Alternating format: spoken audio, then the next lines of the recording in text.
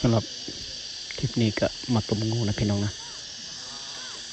ได้งูมาพี่น้องนี่งูยังพี่น้อง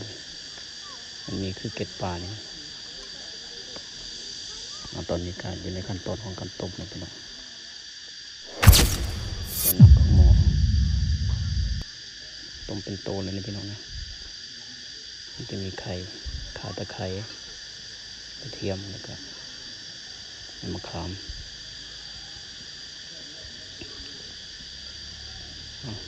ตัวนี้ก็คือสีเดือดแล้ว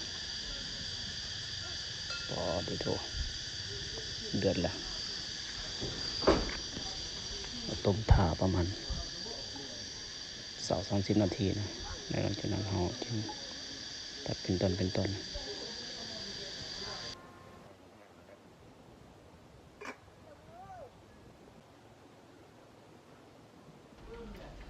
นี่พี่น้องหน้าตากับประมาณนี้แหละ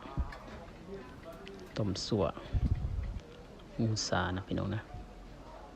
เป็นตะเสียบอยู่ได้หลายอันพี่น้อง